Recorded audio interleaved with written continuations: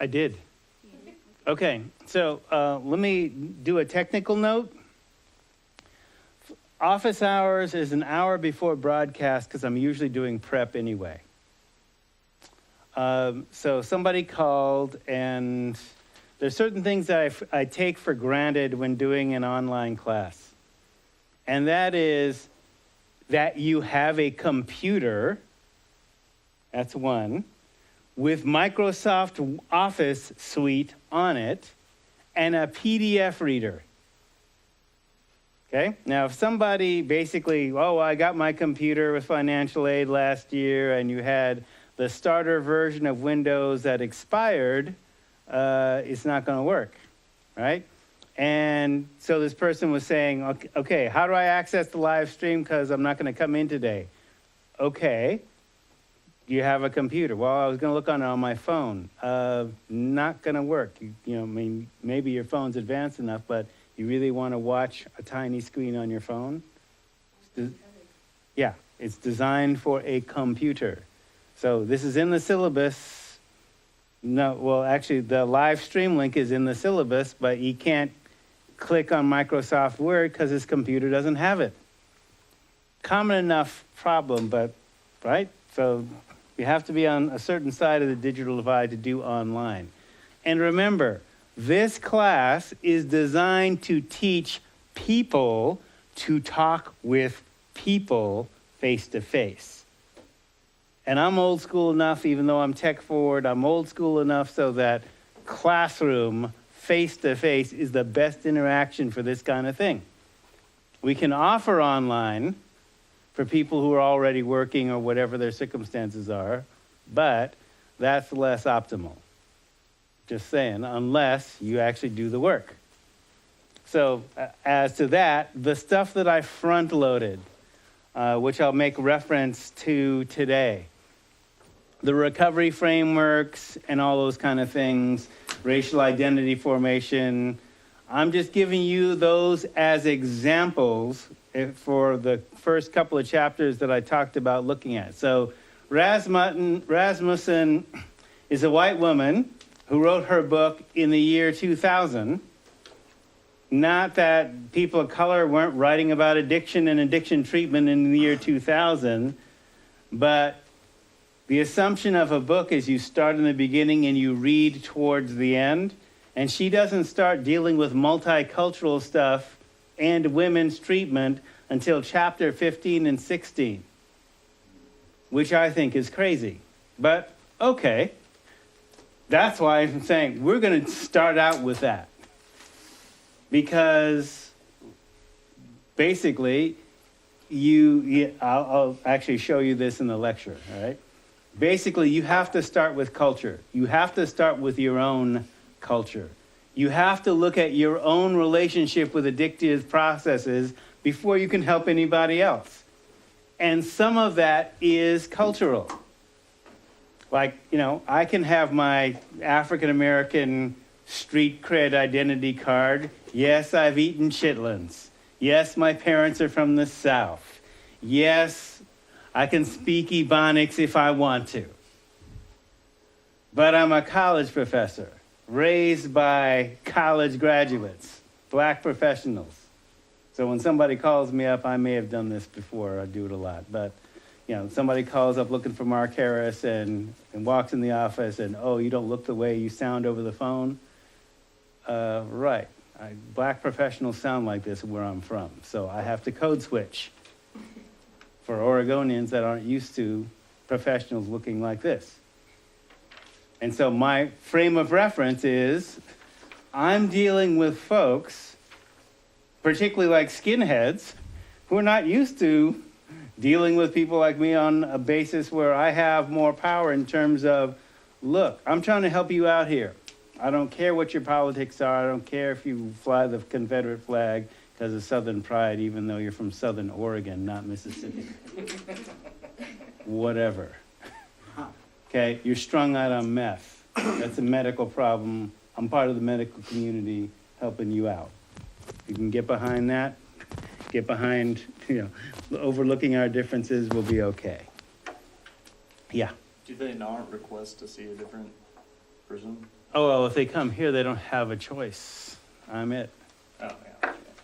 But I have also trained numerous black people in the treatment centers around the state that have actually dealt with white supremacists and skinheads in treatment coming out of prison that have gotten turned around by those folks. So what I'm actually working on is training white supremacists to be culturally confident with black people in treatment. Trickier. All right, so to call this to your attention, right? So in Moodle, and suggested by the readings in Rasmussen, those chapters areas 15 and 16, for example, the SAMHSA slides being the government, they're generic, mainstream, white bread, mayonnaise, Heinz 57. I'm not sure why people keep using these food analogies when referring to their ethnicity and culture, but whatever. Yeah, I mean, yeah, Heinz 57 is not ketchup. It's actually another sauce made by the ketchup people. It's really good. Yeah, it's really good, but when people use that applied to themselves, they say, well, I'm a mutt. I'm German, Irish, Scot, Russian, Cherokee, blah, blah. You know, they're basically saying that they're a mix that has been amalgamated, and even if they look white, you know, I'm not white, or I'm not what mainstream culture says it is, whatever, right? So some of us aren't generic or indistinguishable blends, and our recovery actually depends on taking refuge in or creating a non-addictive culture older than America. And I'll give you some examples of that. Right? Now, contemporary treatment and some of the resources that I've given you in terms of looking at what that looks like in the 21st century, when they're talking about the science, that is evidence-based practices. So evidence-based practices means that a government or a university taking a government grant studied a subject with a large number of people, replicated it, and now we can say that it's fact. So for example, the longitudinal, that is 20 years, Scandinavian twin studies that established genetic predisposition. First, we only did science on men for a long time. So they took Scandinavian twins from alcoholic families, took them out of the alcoholic families, raised them in non-alcoholic families, and then studied them to see how many of them developed alcoholism. And if they developed alcoholism at rates greater than chance. And they did. So that's, they said, oh, well, there's a genetic component to alcoholism, right? That didn't mean that they established there's an alcoholic gene. There probably isn't one alcoholic gene. It's probably a complex. We don't know which one. So they did that twice, 40-year period. So now we can say, oh, genetic predisposition happens in Scandinavian men. So somebody said, oh, well, why not do women too? Took Scandinavian twin females, replicated it, and found, well, it's men and women have a genetic predisposition, which simply means they are inheriting the alcohol drug tolerance of their ancestors. Well, if that's true for Scandinavians, is it true for anybody else? Since we're all basically the same critter. Probably. Right?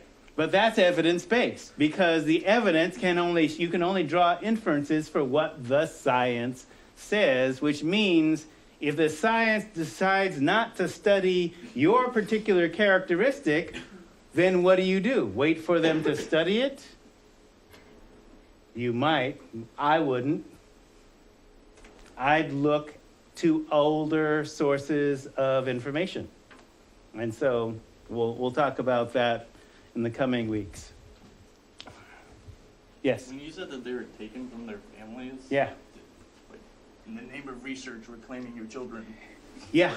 I mean, In double-blind studies, yeah. They did that. That's so wrong. Science. They've done, yeah, we've done a lot of things in the name of science, which, you know, I guess that those particular societies, because remember, those particular societies also have stricter alcohol rules than we do. You know, legally drunk, for example, in Sweden is like 0.04. First offense, you lose your license for 6 months. No alcohol advertising in country. You can, the drinking age is 16, you could actually drink in a restaurant, but only with your parents who are modeling the behavior of not binge drinking or drinking till you're drunk or whatever. No alcohol available on weekends.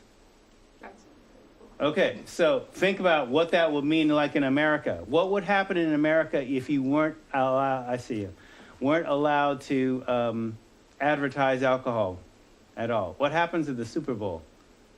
What happens in, you know, pretty much, you know, in terms of you look at how, the influence of advertising, among other things, and certain attitudes. So to call to your attention, so I start with culture. Because human beings are cultural beings, and often they're after they are biological ones. So they speak and think in languages. They have personal and family histories, they live in a cultural context, and then they might be whatever we call quote-unquote Americans. I was once in a situation in Southern California where this Korean woman said, "You don't look like where are you from?" I said, "I'm American." She says, "You don't have an American face." Bubble, bubble, bubble. I don't have an American face. Yeah, well, born in the Haight-Ashbury, raised in South Central. That's pretty American to me. But what do you mean I don't have an American face? Your face is relaxed. Okay. All right.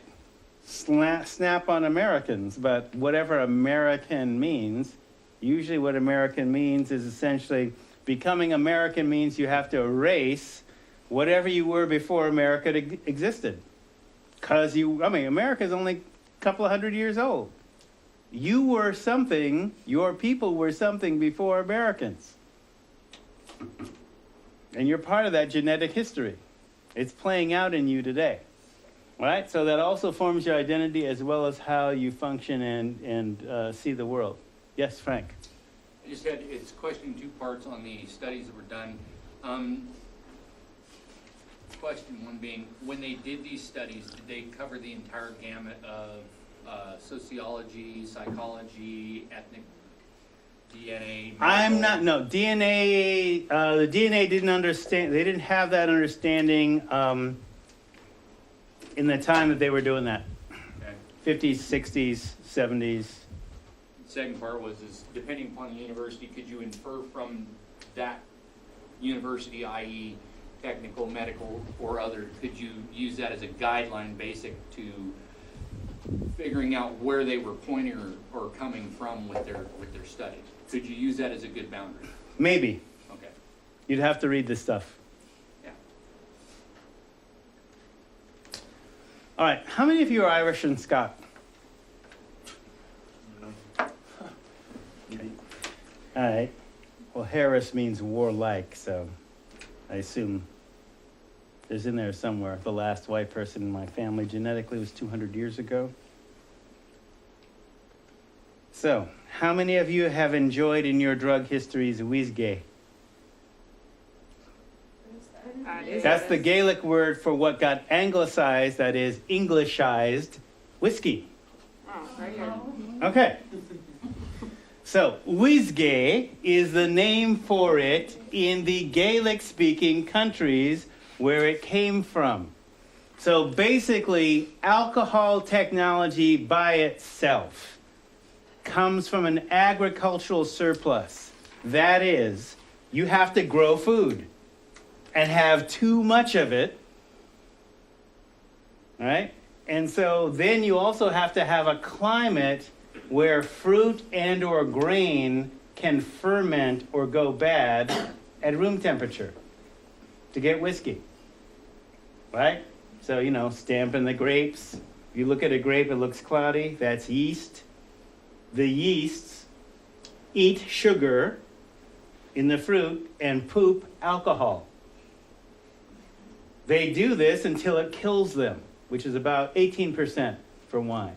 To get stronger alcohol, you have to use a pressure cooker, boil off the water, concentrate the alcohol, and boom, boom, boom. Right? So that original technology came from Egypt and then was imported into Europe. All right? So, whiskey. So here's a rule. So this is an example of drug technology in a culture. So wise women of that culture decreed, and it's still a law in Ireland and Scotland today, no one can make whiskey until everybody has bread first. Who would make a rule like that, men or women? Women. Hello. Okay? Who's controlling the drug technology? Who goes out and gathers the herbs and all that other kind of stuff? So, how many know what the Highland clearances were? Not a clothing sale. So there's a reason why you don't know that. It's basically the Columbus discovered America narrative, except applied to Irish and Scots people. It's a painful memory. Okay, so that's ethnic cleansing by the Christian English against the non-Christian Irish and Scots. And what I mean by ethnic cleansing is what we mean by ethnic cleansing. Attempted genocide, war, rape. Oh, we don't like the way your religion, so we'll destroy your places of worship. We don't like your smart people because they organize the rest of you, so we'll kill them.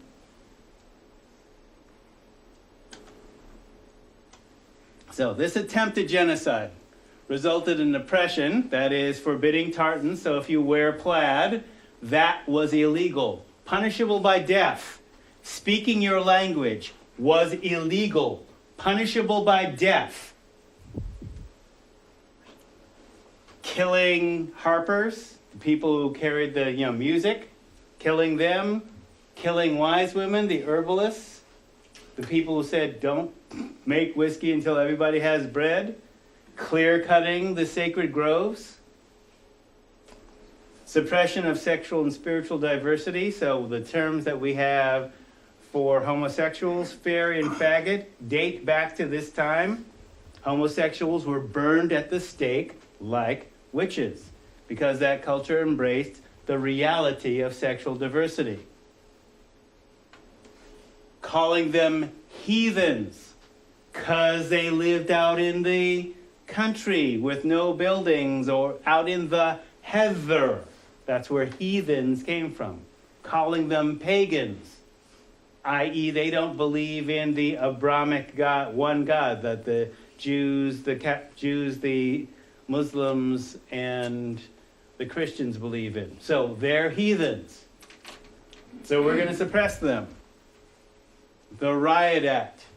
What that was if you attempted to protest what they were doing to you, and there was 3 or more of you, they read you the Riot Act, and which means if you speak up, they kill you. If you gather in groups of more than 3 and speak up, they kill you. Read you the Riot Act, blackmail. Britain is called the land of the cow, so wealth is measured in cattle, how many cattle you have. So your wealth is measured by how big your herd is. So who owns the land? The English. You have to pay rent to the English using silver money, mail. So what do the British do? They steal your cattle and rustle your cattle, and then you have to buy your herd back with your rent money. Hence, blackmail. Why am I going into all this? This is part of your genetic memory if you're Irish and Scots. Except if it didn't get taught to you in school, You still might have feelings about it in your genome. This might drive certain behaviors. Okay? Then people were sold into slavery in the West Indies, the British colonies, and what will become America. Why am I bringing this up? This resulted in heavy drinking patterns as a response to unresolved multi-generational trauma. That term came out of Indian country, where Indian scientists recognized, oh, wow, we had our culture disrupted. All this stuff happened, and then we got heavy drinking imposed on us, even when we didn't even have alcohol. And the people who said, no, we're not going to drink firewater, they were killed by the United States government. So what happens when you bring this into treatment? And it's 12-step based treatment, which doesn't recognize that none of this happened, even for white people. You get relapses. Yes? They say accept it and move on. Well, guess what? At the Carlton House, that's what they say. Well, again, accepting it, moving on, is an incomplete, non-scientific, non-therapeutic answer. Okay? So I go into it and front load it in terms of looking at culture because it is a factor. And I wasn't taught this, but I was taught this by clients who basically started doing the work of, why do I have these feelings? Where did this come from? Genetics. Now we call it epigenetics, right? So you can make the case for heavy drinking patterns among Germans, Scandinavians, Russians, etc., as partly due to, this is what we call it now, epigenetically expressed trauma. Epigenetics basically goes like this. DNA, your gene code, your DNA code does not just build bodies. It contains software and it contains system memory for every organism going back to the first bacteria. That's in your genetic line.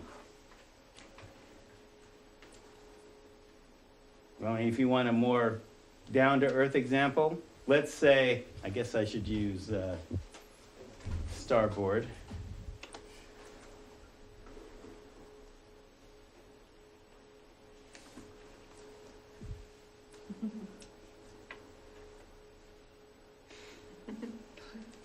Female chromosomes are what? Y. XY. No. XX.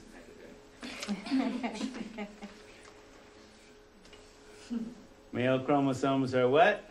XY. XY.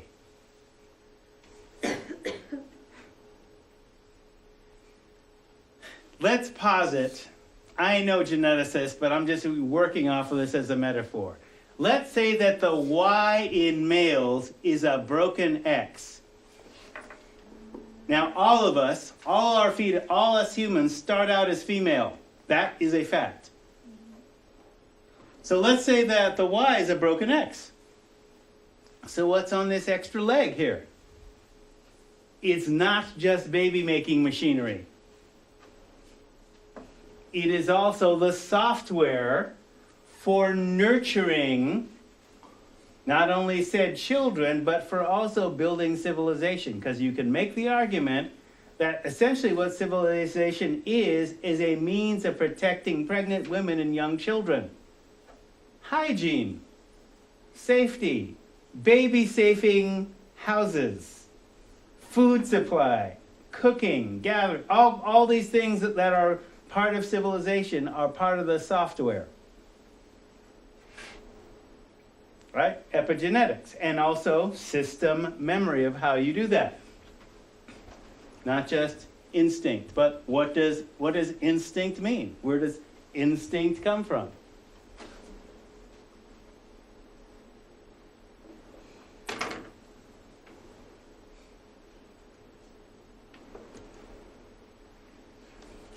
All right. Epigenetics then. There's also in Moodle a piece on the epigenetics of being black and blue, in which he cites a number of pieces of research about how trauma experienced by European cultures like the Dutch, who were exposed to Nazi Germany, had diseases that came out of that trauma in later generations.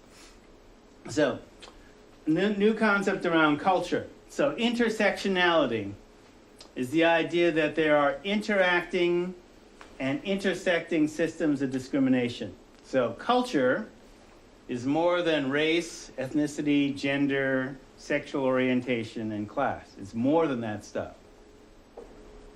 But, having said that, these are the hardest and most uncomfortable subjects to deal with. So some people and systems avoid talking about them or developing skills to deal with them. Now, in my professional practice, I was not allowed to ignore them. In fact, my culture is built on, okay, how do we develop skills with this? This is hard stuff. So we got to be able to talk about it. And teach other people to talk about it, because how does it affect them?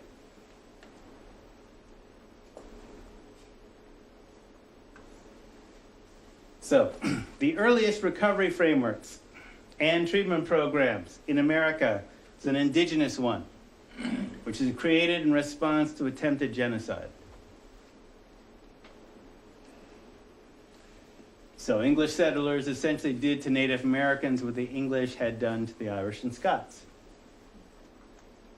Okay, so an ancient and advanced, non-addictive, based on what we know of their drug technology and practices, racially and gender egalitarian society that is, in the culture that generated the recovery framework I'm about to show you, women ran the country. Yeah. They're the ones who decide whether we go to war.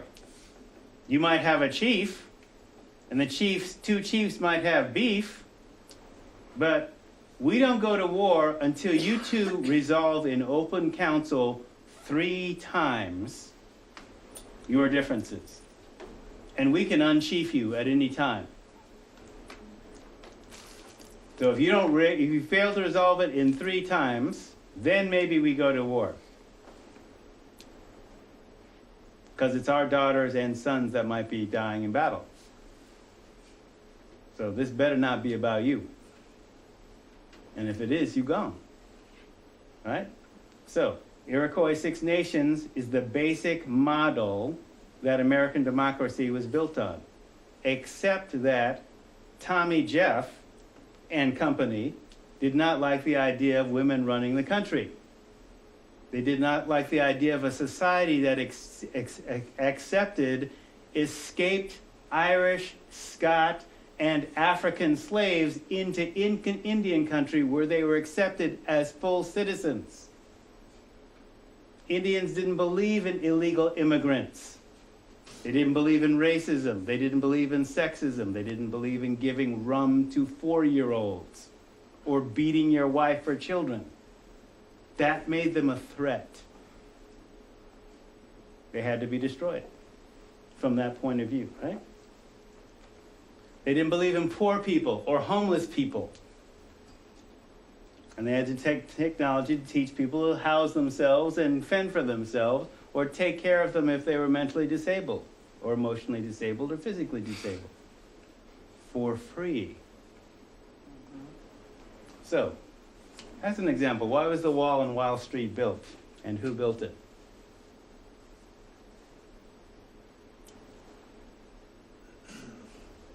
You ask a lot of hard questions. Questions are answerable. The wall on Wall Street. Why is Wall Street so big in America today? Who built the wall on Wall Street? Well, it was built by African and European slaves to keep out Indians. So think about it. If Manhattan Island in New York, you're surrounded by Indians. Not only on that island, but across the river. And you're building a wall to keep Indians out? Good luck in Indian country? Wow. Okay. That's good. So you're building an economy based on that. And who is it built to keep in as well as keep out? So keep in those people that you would enslave so that you could basically make money off of their labor, their free labor. How does Wall Street make money now? You lose your job, stock goes up in the company. So what was those people's drug technology and how do they practice prevention, treatment, and recovery? That's how this relates to, we look at how you do a system change. So for example, I reworked the government slides because they talk about behavioral health. And then in all caps, I basically do a comment like recognizing signs, suicidal thinking. Well, let's ask the question, why do I want to kill myself? Why do I feel hopeless? Where did that come? They don't ask that question. Depression and anxiety. Where am I angry and afraid? And why am I angry and why and what am I afraid of? Post-traumatic stress. What happened to me? Multi-generational trauma. What happened to my people that's affecting me? Substance abuse. Well, pills are not skills. So what are the skills? Underage drinking or inappropriate amounts in adults. So what is presented as a normal coping skill? There's a reason why young people turn to alcohol and drugs. Not only because they're available, but because that is presented as a coping skill without talking about what the real coping skills are. Who thinks it's normal behavior to drink a fifth of vodka as a coping skill? Or a case of beer? Who thinks that's a good idea? The alcohol companies. And who do you hear about the drugs from? The alcohol companies. Why is that normal behavior? So I'm just saying, I come from a culture, we're ex-slaves that taught ourselves to read, and I'm not oriented to trust pretty much anything that America says. I'm not anti-American, I'm just saying, no, there's something wrong with that. That's whack. So tell me what the science is, and if you can't, then maybe you ain't following. Maybe it's about the Benjamins for you and not about health. So in cultural health, you recognize signs. Who am I? Where do I belong? Who are my people? Who are these people? Who are those people? What is our history? What is my life's purpose? Knowing when and how to get help. So early detection of what's missing and who can I trust to help me? Acknowledge and stop emotional pain. Keep safe for your individual and community and practice of that which makes us strong. So that wasn't in the government slide. So I hacked it. So let's take, for example, somebody asked the other day, the well-briety movement. It's modeled from the experiences of Handsome Lake, a Seneca chief who healed himself from alcoholism. He lived from 1735 to 1815, so i.e. 18th to 19th century. 12-step was invented in 1936, 20th century, 36, 39 roughly. So he was known as a religious reformer, and the Code of Handsome Lake, his code preaches temperance, which means not drinking, strict moral code, and self-determination. So according to Wikipedia, he's a leader and prophet, played a major role in reviving traditional religion among the Haudenosaunee people. These are the original people of the Longhouse on the East Coast, or Iroquois Six Nations. Preached a message that combined traditional Haudenosaunee religious beliefs with a revised code meant to revive traditional consciousness in those people after a long period of cultural disintegration based on colonialism. We lost our traditional ways being exposed to America. So now we got to get it back. And so when you look at the well-briety movement today, So for example, I just went to their website. So there's a elder's meditation of the day. So with the native way, it's not whether people find out about what you've done or not. That's not nearly as strong as having your source of morality within you. Having your morality arise out of an inner perception of what is wrong. What is wrong, ridiculous, or shameful. You are your own judge. Inside each of us is a voice. It's a quiet voice. It's a guiding voice. If we listen for it, it will guide us and help us to avoid a disaster. It is especially active when we are afraid, when we are in doubt, when we are scared, when we need help, and when we get angry. If we are excited emotionally, it is hard to hear this voice. If we are angry, it's hard to hear this voice because it is usually quiet. The best thing we can do is to practice getting quiet. If we don't get quiet, there is another voice called the judge. It tells us to attack or say bad things to other people or to judge ourselves. This voice is loud and usually gets us into trouble. And ends with a prayer. Creator, great mystery, help me listen for the quiet voice. Let me know this voice of yours. Your ways are gentle. Guide me with this voice. Thank you. Nice. So in part of the stuff that I front-loaded, now, should I test you on this stuff? I'm just giving it to you just as an extensive FYI, but it might be useful. Is your PowerPoint on middle? Yes. So I've taken the liberty of both leaving the PowerPoints up as well as a PDF of the PowerPoints in a 3-slide handout. Is that to your liking? Yeah, that works. Okay. So, racial identity, adolescent developmental tasks. Now, this is from Peter Bell. Peter Bell is a conservative black Republican 12-stepper in recovery who was an advisor to addictions in the black community to the Reagan and Bush administrations. So, he's a 12-stepper, black conservative, Republican, pretty as opposite of me as you can get. But I use his stuff as a standard of reference because it's a starting point.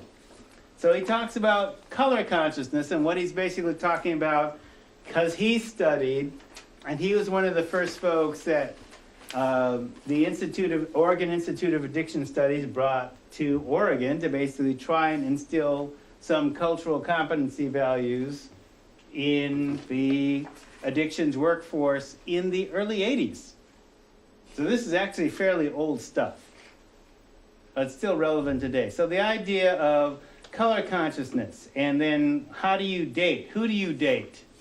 Because usually, especially in kids, the first time race becomes an issue for them is when they become pubescent.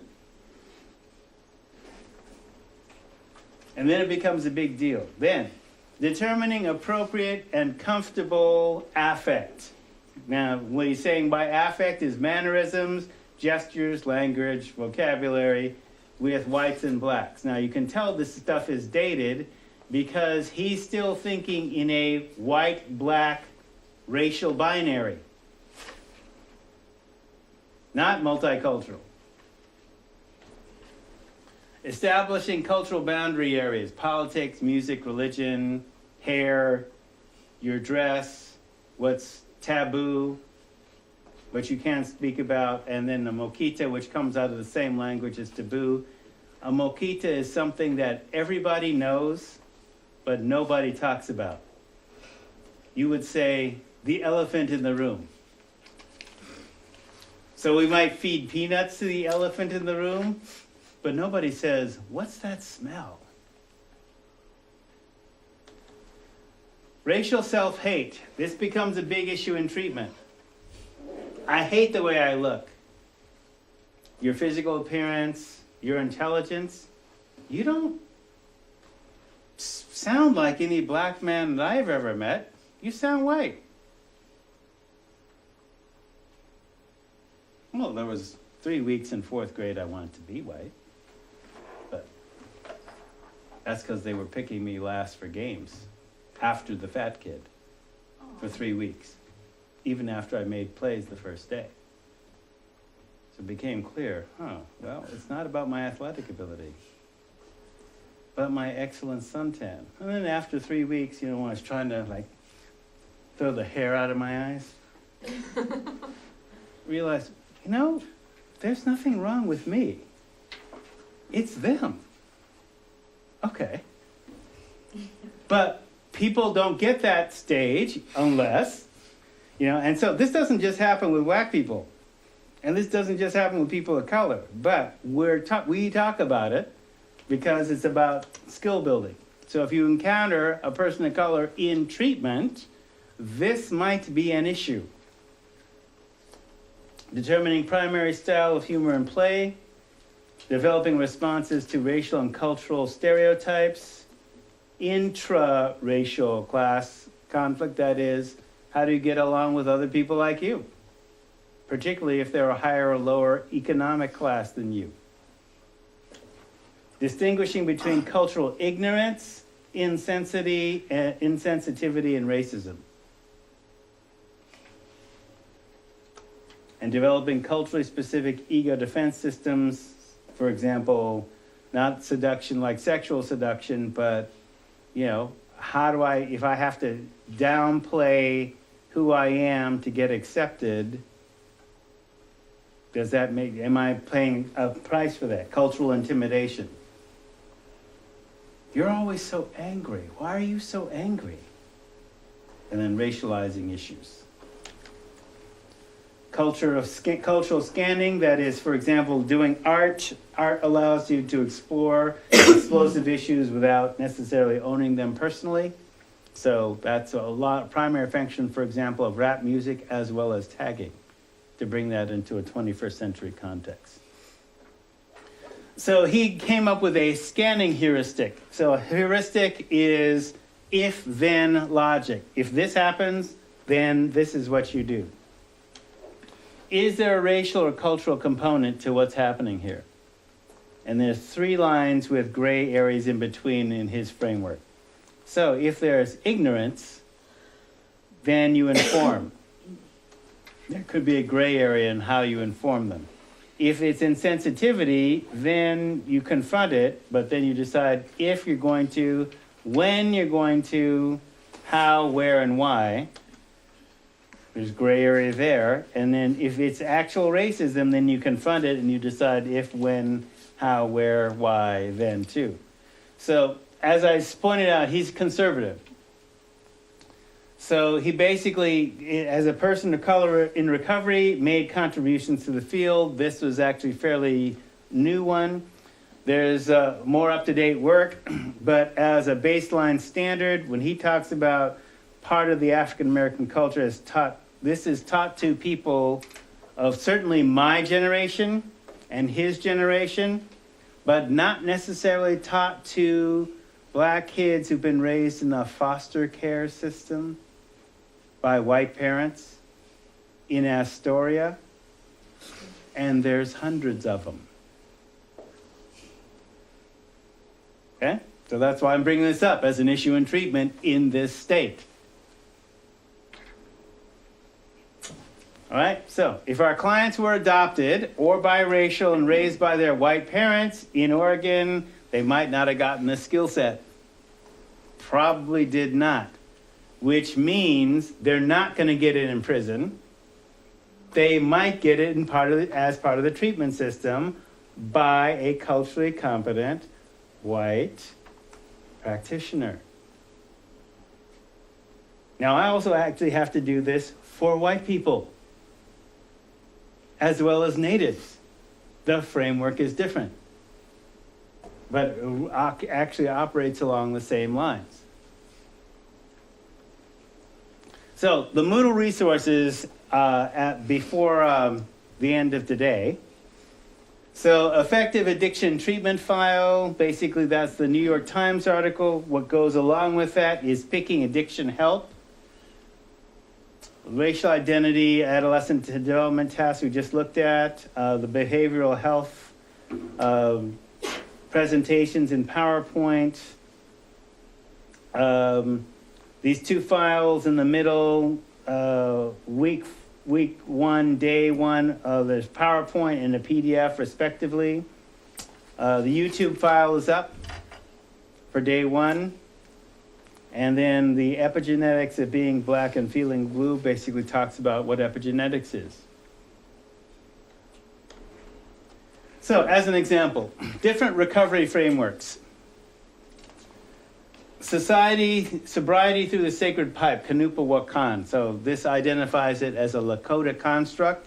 So I haven't shown the 12 steps of AA and NA because there's name familiarity with that. But in the recovery resources file, so we admit we are powerless over alcohol and that our Indian way of life had become unmanageable. We came to believe that the power of the sacred pipe, Kanupa Wakan, is greater than ourselves and can restore us to our culture and heritage. So that culture is part of recovery in this framework. We made a decision to turn our will and our lives over to the care of Tunkashilate through our sacred pipe, Kanupa Wakan. We made a fearless and searching moral inventory of who we are and understand the symbolic meaning of each of the four directions. Right? So they're basically taking the 12-step meme and adapting it to their own culture. Because the 12 steps don't recognize that they had a culture. 16 steps of discovery and empowerment. We affirm we have the power to take charge of our lives and stop being dependent on substances or other people for our self-esteem and security. We believe that God / the goddess / universe / great spirit / higher power, like they're covering all the bases here, awakens the healing wisdom within us when we open ourselves to that power. We make a decision to become our authentic selves and trust in the healing power of truth. We examine our beliefs, addictions, and dependent behavior in the context of living in a hierarchical, patriarchal culture. Now, from that language, can you detect which cultural group generated that construct? I said the whites. White who? American. White American women. There's no, men don't talk about patriarchy. Men don't talk about patriarchy. True. Right? They don't talk about the goddess. Right. Okay? So this is the skill I've just taught you. Look at how they talk, gives you an indicator of how they think, and kind of gives you an indicator of who it is and their worldview. You don't have to believe in what they believe. You just have to understand they believe it. And they might be serious in that belief. And that might be part of the hang-up. You cannot talk somebody out of a cherished belief because if they give it up, what are they going to go to?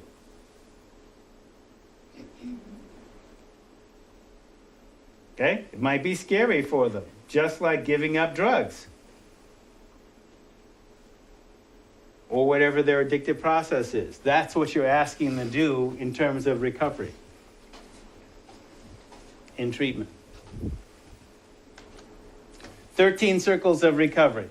We believe we are not responsible for creating the oppression that permeates our society. We believe that power outside ourselves and deep within us can restore our balance and give us wholeness. We made a decision to ask for help from the goddess and others who understand.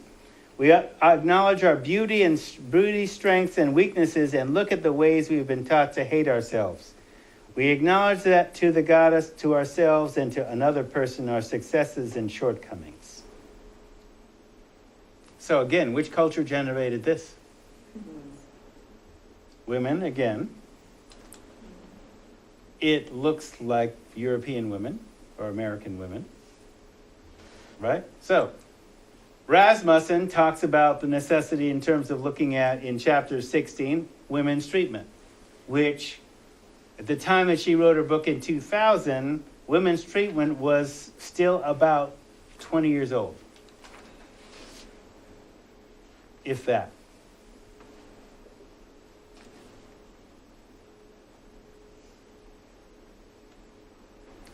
Nation of Islam 6 steps. Now, here's one of the things that I found not surprising, but interesting about what Peter Bell said when we brought him. He said, the reason that we have to focus on culture, and he's a conservative Republican, is that in terms of the numbers, the most successful addiction recovery program in America for African Americans was not 12-step programs. And he's saying that as a black 12-stepper. He's saying the most successful program is the Nation of Islam. And I didn't fall out of my chair, but some people did. And he said, here's why. He said, you have to understand that in our contemporary science, when we believe in the construct of self-medication, what you're medicating is pain. So if we understand that 75% of women in treatment have been sexually abused and are using substances to medicate the pain and shame from that assault and abuse, that's why we need women's treatment, where women are treating women. And where you have built-in childcare in schools for the kids. Because if she's in an abusive relationship, you don't want her going to treatment and leaving the kids with the abusive dad. Hello? Why did it take us until the 80s to figure that out? Right? So he said, just like that, people of color, particularly black people, their wounding comes from racism. And he's a conservative black Republican, right? And so he's even acknowledging that racism exists. Because if he doesn't, he has no credibility with black people. He doesn't.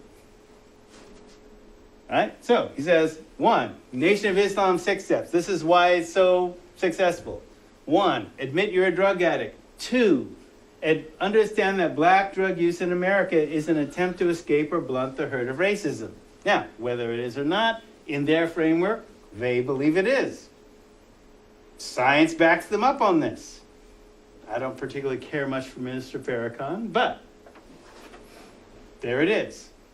If a conservative black Republican says the numbers show this is the effective mode, well, I can't necessarily apply this in Serenity Lane or Willamette family. But I also do have to understand that when I do have a client in front of me, I need to be able to talk about what I can reasonably expect is bugging them. Join the Nation of Islam, believe in own self-esteem and worth after association with the Nation of Islam, non-chemical detox or cold turkey process, and bring the message to other brothers and sisters. So they're not even requiring sobriety till like the 5th step in. They're doing prison outreach. They're giving people jobs when they come out. They're giving a cultural and historical framework to support recovery. And then this is what Peter then says in terms of this is why it works. So he founded the Institute on Black Chemical Abuse in Minneapolis. So he said, okay, we need to come up, not everybody's going to join the Nation of Islam. So here's aspects of culturally relevant treatment that to date, and that was the 80s, and it's still somewhat true today, most 12-step based treatment centers ignore. So, projecting an unglamorized picture of drugs, their effects and drug lifestyles, and developing non-normative standards to judge oneself by. That is something that's more positive to your race and your racial identity than what America talks about. And if all America talks about is, criminality, slavery, and Martin Luther King during Black History Month, that doesn't work. Doesn't give you a pattern. Help participants develop a realistic perception of the, quote, American dream and develop notions of self-worth not tied to possessions or consumptions of material goods. And what I like about that is, look, if you're training to be a drug counselor, you ain't in it for the money. You ain't in it to get rich. You're in something to get rich, well, I'm not going to suggest what you get into. This is for helping people. We're getting paid in a different coin. How much do they usually make a year? That depends. Mid-40s in treatment, which, why I teach college. So if you teach college, then, it's 80s to 90s. 50 to start. Yeah, but teaching college is another trip in itself. Another question. Yeah. So withdrawals can kill people, right? Depends on the drug. Well, I was gonna say with the previous We'll slide. get into it. Withdrawals can kill people, yes. I mean, do they take any steps to manage that risk since Yes. they say cold turkey? Yes, they have doctors and nurses, et cetera, et cetera. Okay. Yeah. I have a question on That's that good. Yeah. question.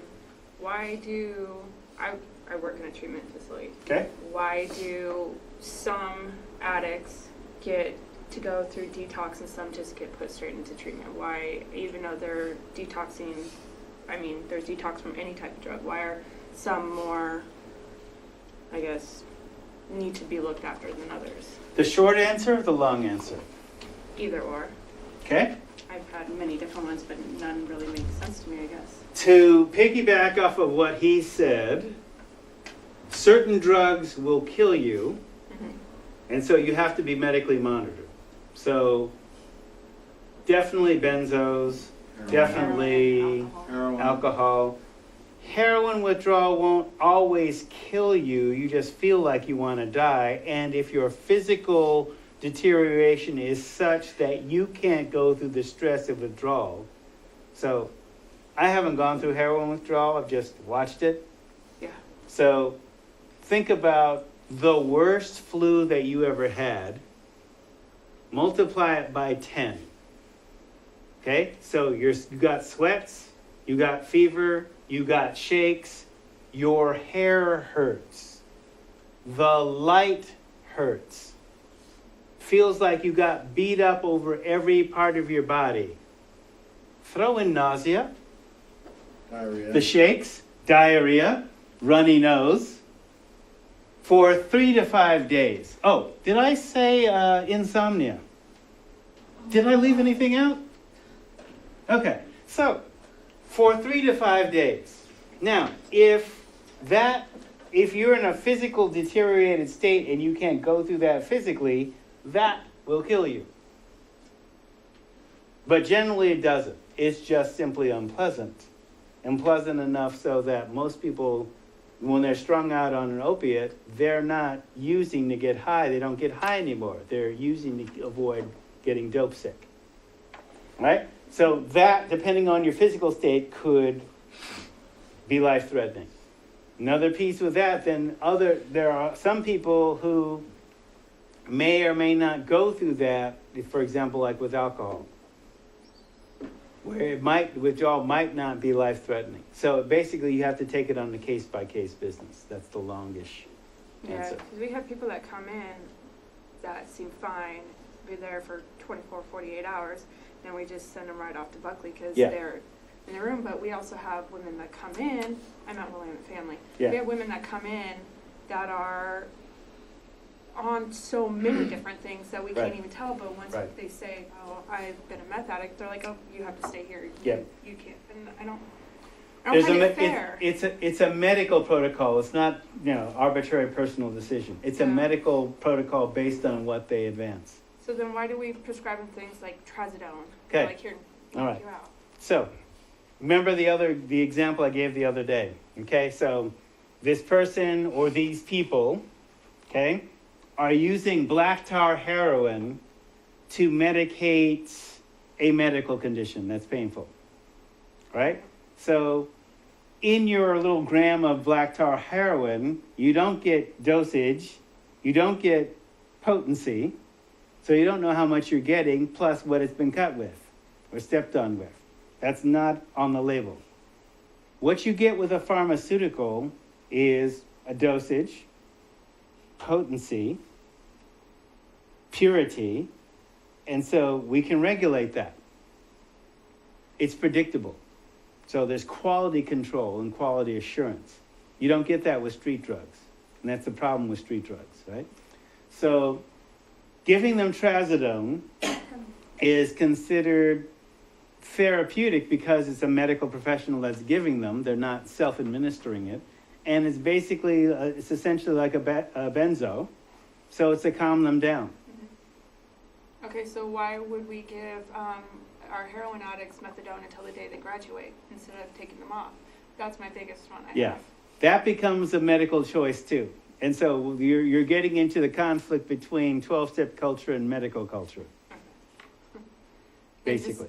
Two of the biggest things that rack my brain as I watch these girls go in and out. I tend to be a drug-free, come down on the drug-free side myself, but as part of the medical community, I have to also say, all right, doctors are basically saying, because the research is saying, not everybody can go cold turkey. They'll relapse. So we're just going to stabilize them. And the working theory behind methadone like 20 years ago was this. We don't want you knocking over a bank or a 7-Eleven for your dose. So here's what we'll do. We'll maintain you at a level that won't get you loaded, but will keep you from going into withdrawal. And then we'll supply you with counseling and other skill building. So then at the end of 2 to 3 to 4, maybe 5 years, we'll taper you off and withdraw you from the methadone. That's what the model was 30 years ago, in theory. That's so stupid. But then what happened under the influence of big pharma and the medical community? Oh, well, methadone is a cheap drug and it's a medicine. And they're not a junkie, they're a patient. So there's no reason why we can't maintain them indefinitely, forever. Until their prescription runs out and they decide they want to go back. Oh, well, there is that, but then that's not our problem because medically they come to us, they've paid for it, they're covered. Yeah. Does Oregon Health Plan cover that? I think it's a money thing. Sometimes, yeah, right. So again, these are the issues. This is the complexities in terms of dealing with treatment. It's great that you're bringing this up. Yes, we're dealing with a lot of inconsistencies from different worldviews being mashed together.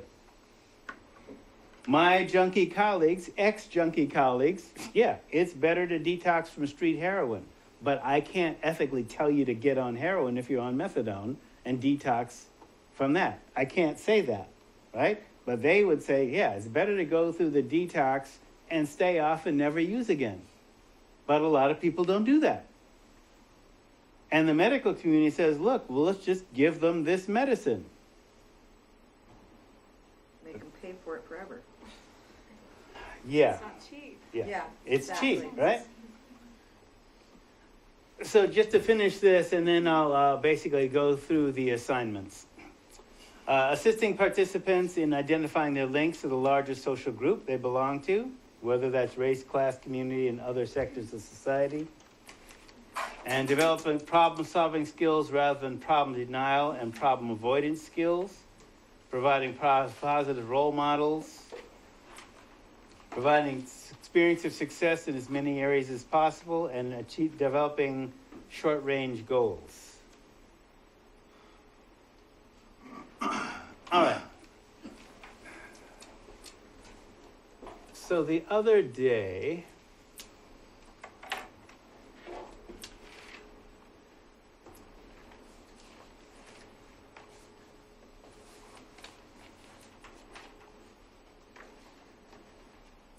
started talking about the assignments, social recon, just to explain how that works. So for example, fifth bullet put down, alcohol and tobacco are marketed using the 4 Ps, product, place, price, promotion. This marketing strategy produces health effects in the community. So for example, you could do a social recon of a local 7-Eleven or Dairy Mart. So you'd examine the environment around the store, walking up to the store, notice what's being advertised, what's not. Once you get in the store, you know, is the ATM spitting out 10s or 20s like I talked about the other day? Is water more or less expensive than beer?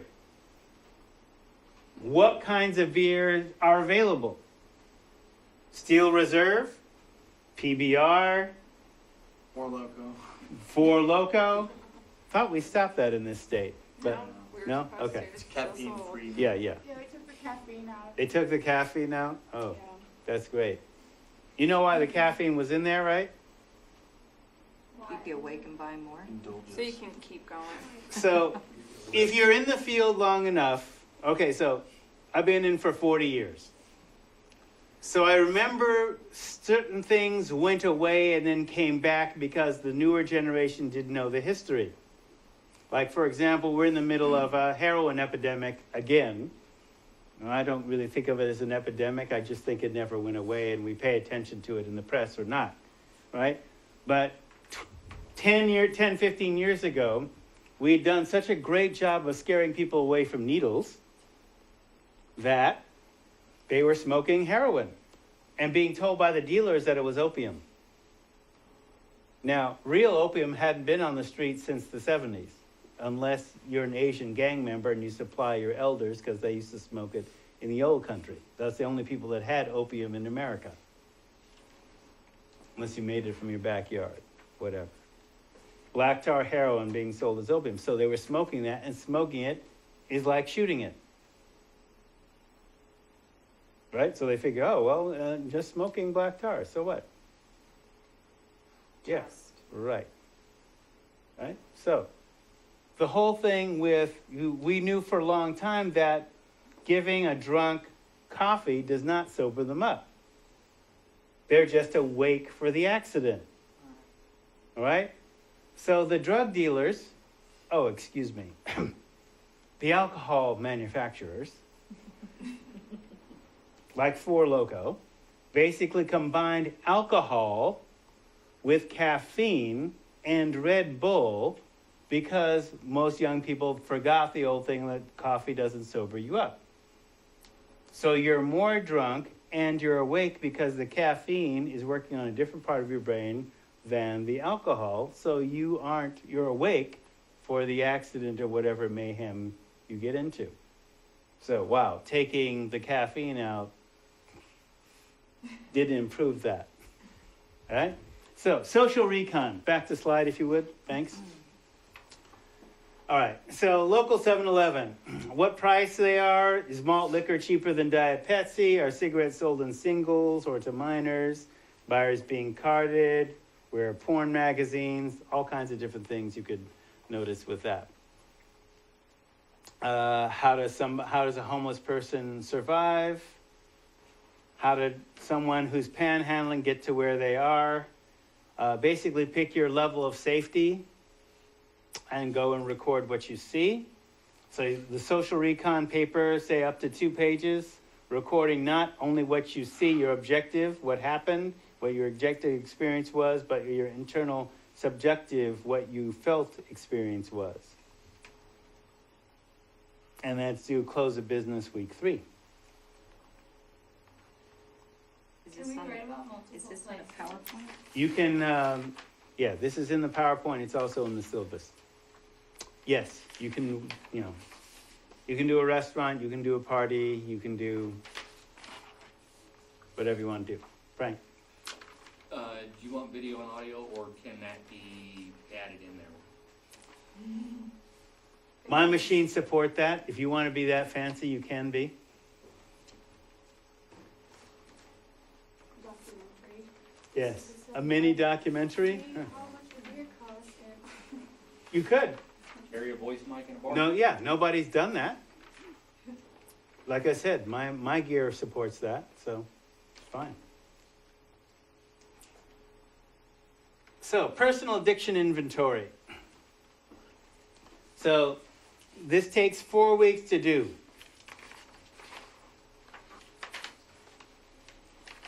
So 1 week food mood diary, or if you took the last class, then 80% live food diet for a week. I have been working on that. Is that like yogurt, vegetables? Is fish in there? I mean, live food. Fish can be part of the 20%.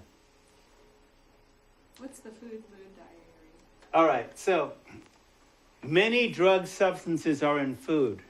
That's why after alcohol and other drugs, food addictions and food eating disorders are part of addiction field because sugar and salt are drugs. Fast food are drugs. Every fast food has had the nutritive value cooked out of it. There is no nutrition in a French fry. There's protein in a hamburger. Carbs are drugs. Okay? Comfort foods. There's a reason why there's sugar and salt and fats. They're drugs. They affect your mind. So, food mood diary basically was about notice what your mood is and what do you stuff yourself with and how does that make you feel afterwards. Okay? Now, if you did that last term, if you were in 195, then I want you to expand it into something you didn't do. Like lots of people did food mood diary, so I'm going to say, okay, let's do hydration and live food. See what that does to you. You might have to eat a lot more of them, but hey, pigging out on salads? Could we go devil's advocate and do both sides? You would ask that, wouldn't you? Yeah, sure. 1 week, track money, outgo, save or invest where you would have spent, gambled, or impulse bought. 1 week, give it up, give up an ingestive or process addiction, substitute a mind mood altering practice or a mind body discipline if you don't already practice one. See, 1, 2, 3, then 1 week of internal reflection without media. That is No TV, no TV, no internet except for the class, no cell phone or looking shit up, drop your Twitter account. Okay, I have a question on that. Yeah. What if we have, like, we have to have, like, our phone but don't use it for any other purposes but to receive calls? I have to have my phone for work. Okay, that's fine. Not for entertainment. I could go without. It would be Just, hard. look, just check it out. I still have a landline. What? I do. I do. Okay? I don't have a cell phone. I do have a cell phone because it's better than a pager. Okay? But having an iPhone is addictive Yes. because I'm constantly checking stuff on it. Do I really need to check my email? Do I really need to Google something? Okay, it becomes an addiction, a cyber addiction. All right?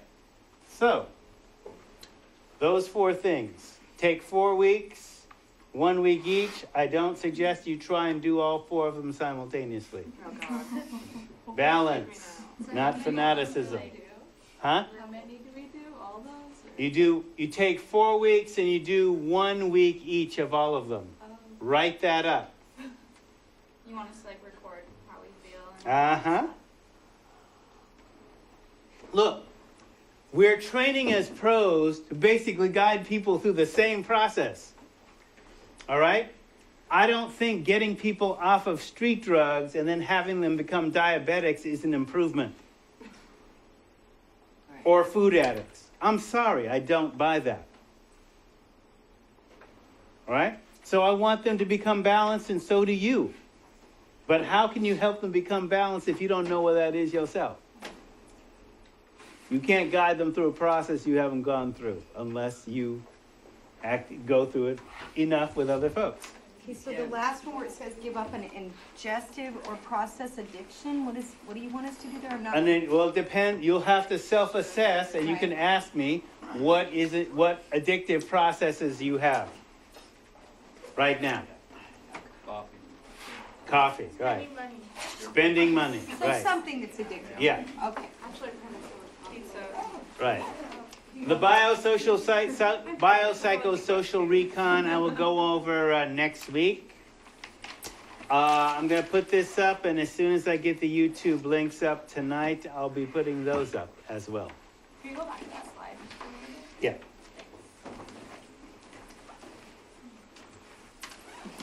So, till then, oh, Frank, go ahead. Did you get to watch any of the 8 hours they had on the sugar and redefining it as a class 1 narcotic? No, I didn't. Sugar is a class 1 narcotic now? They would like to redefine sugar and all its sources, corn syrup, everything like that. High fructose corn syrup and Because sugar? it's in everything, and they now can prove clinically, they've done it at a couple of universities, that the only purpose for it being in there is so the human body will crave it and buy You mean just those processed products. sugar? Yeah, processed sugar. Because you can't really make Yeah, natural sugar. I don't know how Yeah, they, you can, I don't know how actually. they slipped those studies in, but yeah. Yeah. All right, till next time. Thank you, Cottage Grove. That would be like fruit and stuff. Like, oh, you can't have that orange unless it's these sugars by. Not natural. Yeah. Yeah, fake sugar. Yeah. Oh, Here's one right here. more syllabi.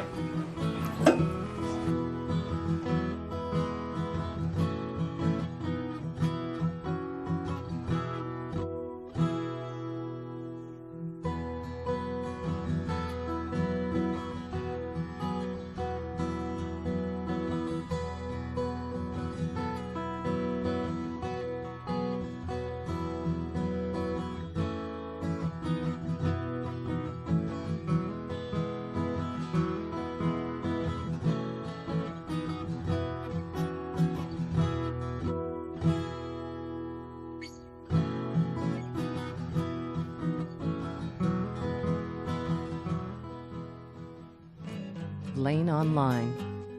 Learn, unlearn, relearn.